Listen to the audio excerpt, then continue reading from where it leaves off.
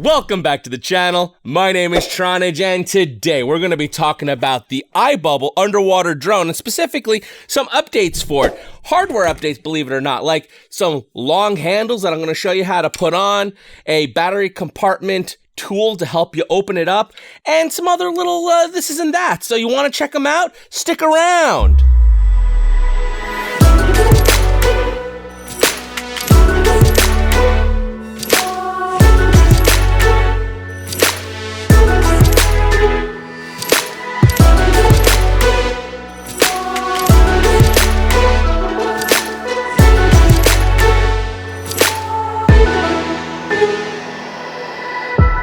Alright guys, one thing I have to say is I love when a company produces a product and they continue to maintain it, update it, come out with stuff for it, whether it be firmware updates, whether it be hardware updates, whether it be additional tools for that thing, and you know what? The iBubble has got it all. So here's what we're going to be talking about today. Some just general stuff about the iBubble that I've sort of learned after using it, and some mysteries that I kind of found out the answers to, like why is there a big hole in the front where you would put a GoPro, things like that. But also something like these extra long handles that they've produced that actually are a retrofit to the existing unit that you apply yourself. I'm going to show you how to install these and show you where they come into play, but also even creating this battery compartment tool to help you open it up, because I'll show you, I was struggling with some situations trying to open and close this thing, and this thing really helps you out. First off, before we get all up and close and looking at how these products work, let me first show you the problems. So first up, let's talk about these extra long handles. So the issue, easy boy. So the issue is, if you look at the iBubble, and we take a peek at it, let me move out of the way here so you can see, you just have this one little handle, which this is very comfortable and easy to grab onto. However, when you're in the water column and things are moving around and whatever, it's nice to have a little bit more area to be able to grab onto instead of just the exact area that fits your hand. This works great for carrying it and stuff like that, but for general purpose in the water, it'd be nice to have a little bit extra. So they created these extra long handles. And the way these work is essentially they're going to attach onto the existing handle like such, but then they'll also wrap around, and we're going to screw it into the back over here, and it's going to screw into the front over here. So you end up with the whole side becomes a handle. So now not just this middle portion, you'll also have an area here you can hold it by, and an area in the front that you can hold it by, because with the props and everything, you want to have a good area to be able to grab it by. And that's what these are going to do, is create pretty much the whole side on both sides to be able to grab onto it. Now you will need a special tool. Now, not special as in created by iBubble per se, but you will need a special screwdriver. It's called Torx. Torx is basically, instead of like the Phillips that's like a plus sign, or the regular that's just a straight line, Torx is like a star shape. And typically companies use that type of screw when they don't want you to open things up, because not everyone will have a Torx driver laying around. They may have a Phillips, they may have a straight edge, but most people don't just have a Torx laying around. So it kind of keeps people from poking around and getting into things they shouldn't really get into. However, being this is more of a retrofit, they figured out a way to design this handle so that not only is it anchoring to the existing handle, but it does have some metal posts here that we're going to be anchoring into as part of the iBubble. But that requires that we can open these Torx screw heads. So what you're going to need for this project, you're going to need a T10 Torx driver. Basically, the 10 is the size of the star shape. What I do is I have my Nanch, however you pronounce it, set of tips. And there's all sorts of tips in here. I'll put a link to this in the description below if you want to check it out. It's what I use for all my projects because it has all the tips involved.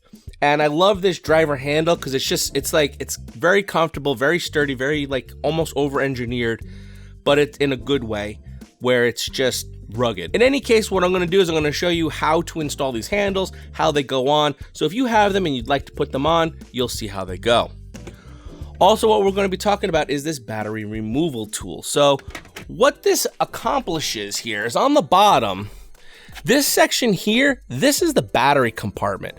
And it's just a screw, like you just screw it on and you screw it up. But you see, I can't get a good grip on it because of the way it's kind of designed. Like I can get grip down here, but up here, it's a little bit more difficult to get that grab on because you can see it's very little amount of area for purchase, while underneath you can get a really good grip on it. So it makes it kind of difficult to open and close. And as you can imagine, getting into your battery compartment is pretty important because you need to open it in order to charge your battery. And then you need to close it and close it securely so that you know it's going to, number one, hold the battery in place, and number two, not leak. So it's important to be able to open it, but also to tighten it all the way. However, the problem is when you tightened it all the way, it became very difficult to open up. So hence why the battery removal tool. So we'll be talking about that.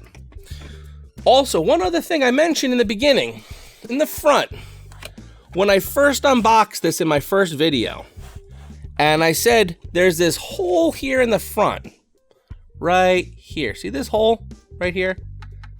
I wondered what that hole was for. Because if you put a GoPro on that connector where it's clearly designed for a GoPro camera, there's no reason for there to be a hole behind it because a GoPro is a rectangular solid shape. Turns out there's another camera that they were designing this to be compatible with, which is called a PowerLens. So PowerLens is the company, sort of like GoPro is a company, and then they have a couple cameras, one that they're just releasing very soon in 2020 now, that's really insane. But they're basically cameras designed for scuba diving specifically. And their shape is very flashlight, if you will. Rather than being a rectangular solid, they're more of an elongated flashlight shape. The reason why that hole is in the front is because if you go to mount one of these PowerLens cameras on the iBubble, which would be a great fit because it's a camera designed for scuba diving, it would be too long. So that hole is actually designed so that the camera can go inside part of the iBubble so it's not obstructed and you're still able to use that camera. So that was a mystery that I was happy to learn about. So now why don't I bring you all in close and I'll show you how to install these extra long handles onto your iBubble so that you can be rocking and rolling with those. All right, so as mentioned, in order to put these handles onto the iBubble, we're going to be needing a Torx driver, a T10 Torx. And I don't think you'll be able to tell on the video here, but it is a star-shaped tip. And the reason why we need that is there's 3 screws we need to worry about taking out. There's one, tip this up a little bit here, there's one right here, and there's 2 right here. And what we're doing is we're not going to be taking everything apart. We're just going to be taking it apart enough to separate it so that these little tabs on the handle here, you see how they have these little tabs? We want to insert those where these screws are and then re-tighten it down. But we don't want to tighten it too much and cause anything to crack. We just want to snug them all down so everything is nice and happy. And there's actually a metal connection over here, and we're going to have a metal connection over here. So it's going to look something along the lines of this. The other thing that I'm going to tell you is it's a little tricky getting this handle wrapped around this handle. And it's going to take a little bit of persuasion, but we'll get it done. So let's take out these 3 screws first. And they come out very easy, very simple. Just don't lose them because that would be a problem.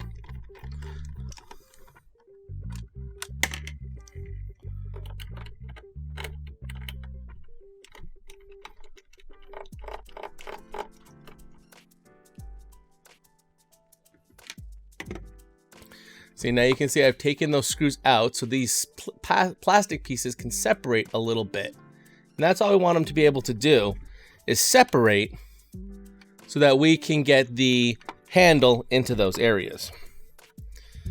The next thing you want to do is you want to make sure the handle, when you go to put it on, there's one end of the handle has just 1 loop that you're going to put a screw through and one end has 2. So just make sure you're trying to put it on the correct way so that the 2 sides match to the 2 and the 1 side matches to the 1. The next thing you got to do is wrap this handle around the handle on the iBubble. So I'm going to tip this up so you can see what I'm doing here. So there's a hole in this handle, if you see, right there's a hole. What you need to do is you need to wrap that onto here. So you're going to thread that through this way. So there's a stubby end of this handle. See if I put it this way, see the stubby end? And then there's the long end, and here's the post in the middle where it attaches. So the long end, we want to put into the hole first, work it down, and now we get to this point. And when you're at this point here, this is when it's going to take some persuading, because it's not going to want to just slip right on, because you can see this has to fit over here and this has to snap up. So what you want to do is kind of push it like we're going to take this whole unit and rotate it into position, while at the same time giving it a little bit of pressure this way to get it to slip on the way we want it to. So I'll do it here so you can see what I'm doing. I'm going to use my thumb here to push on this handle, and I'm going to be using this hand to guide it into place. And with a little bit of persuasion, it goes on like that. Now you see how the handle's in there nice and straight. Now we want to make sure that our little tab on this side is lined up with that little screw hole, and our two ones on this side are lined up with those screw holes. Once we have that in position, we can lay it back down and just reinsert those screws. But we want to make sure this time when we go through, not only are we going through the plastic, but we're also catching the metal part of this handle as well.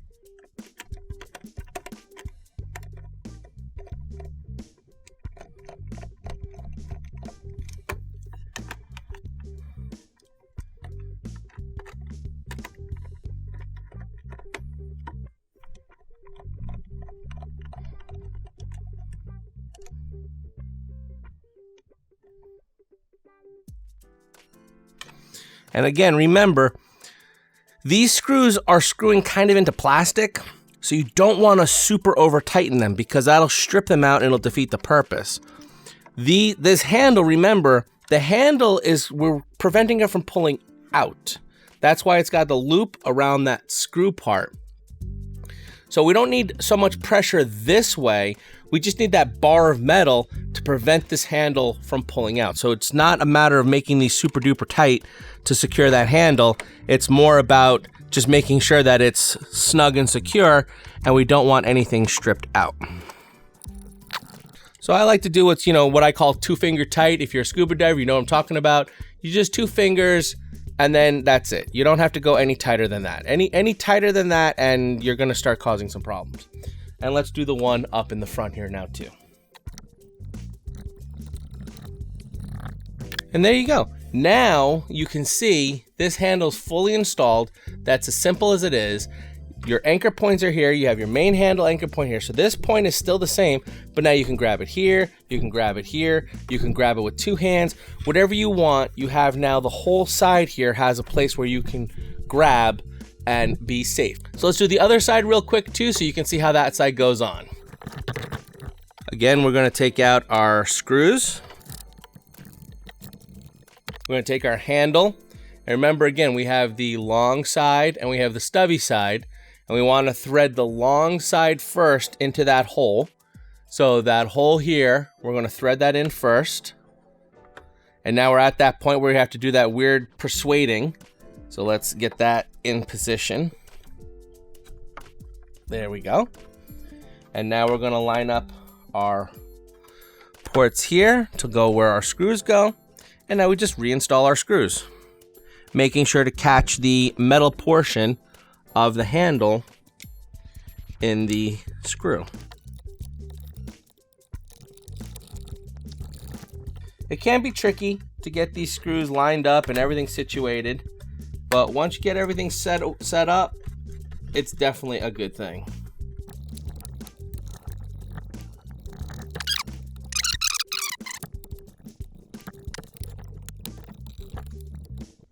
There we go. Got it to catch finally. It's really just a matter of just pushing things a little to the left, a little to the right, a little forward, a little back, until you feel it actually grab it. And then you know you're secure. There. And now I have that handle on as well. So now we have both handles on, and that'll be really cool to use while we're scuba diving and running with this thing. Now, while we're here, let's also talk about this battery compartment. So you can see with this battery compartment right now, there's a little scuffy area right here on mine. And that's because typically with my hand, that's how tight I was able to get it when I go to tighten it to close it up. And when I set it down on the ground, you have these 2 feet, and then this is the other contact point that touches the ground. So that's why that's a little scuffed up. But you can see if I try to open this, I really can't get a good grip on it to really open it up. With the battery tool, it's as simple as just putting it on like such, pushing down and turning, and it can open that battery compartment up. Now, what's interesting is with this battery tool, when I go to close it, I can actually close it a lot more than I was able to with my hands. So that makes it a little bit extra secure. So just to keep in mind, when you're opening and closing your battery compartment, that's about as close as I could get with my hands. And even if I try to turn it now, I'm a little bit, that's it. I put the tool on, and the one thing to remember is there are little notches in this tool, and you want to make sure you line up those notches with these ribs so that the rib, you don't want to put it in the middle because that won't work well. You have to put it so that it sits nice and flush. And now look, I can go that much more tighter without even trying. I can go probably another quarter turn, so I'm really secure now. And that's the advantage of having the battery opening tool. And while we're here, I'll just give you a quick little close-up. This is what I was talking about with that hole for the power lens camera, because a GoPro camera will mount on this mounting point here, but it would sit, you know, just here. The power lens is more flashlight shaped, and it'll actually go down into this hole so that the lens is still sitting here and not sticking way out from the unit. All right, so now check this out. We now have our full-length handles on our iBubble. So now you can hold it here, you can hold it down here, you can hold it up here, and it makes grabbing and maneuvering this thing while you're in the water a lot easier because you have multiple ways to carry it. Also, if you're not very strong and you want to be able to carry it two-handed, instead of carrying it around like this, you could even do one of these moves with the two hands on one side so you're able to still maneuver it, because it is heavy. But if you're a smaller person and not as strong, it may be hard to maneuver around. In the water, it becomes very lightweight, but then you have all the props and stuff, so you're not really sure where you can grab onto if you need to grab onto it. That's a safe spot to grab. So now you have a whole rail essentially along both sides that provides safe areas to grab it while you're in the water, that you don't have to worry about getting your hand caught in a propeller or something. So I think that's really cool. Also, we talked about this battery tool, and you can see it actually does help a lot, making that battery compartment a little bit tighter. I was able to get about another quarter turn onto mine just to really snug it down. And as well, opening it is a very easy procedure. It just cracks it open. Like it's, you know, it just uses some leverage to your advantage and off you go. And it's really important. I mean, before I had this tool, I was using like a strap wrench. If you're not familiar with what a strap wrench is, it's sort of like a strip of rubber that you can wrap around something and give you like torque on it. But it was not easy to use, not convenient, and kind of still a struggle even to use that. This is super easy, compact. You throw it in with your iBubble, and when it comes time to open and close that compartment, bangity bangity boom, you're done. So I'm really loving that. There's also a lot of updates coming to the firmware in the future that I've been checking out, but being that it is wintertime and I really don't have a way to test them, I can't really give you my opinions, reviews, and such on them. But once the weather starts warming up and I'm able to get back in that water, we'll be going over those, because there are some super exciting things coming soon for this iBubble that you're not going to want to miss out on. So, as always, my name's Tronage. Fly strong or dive strong.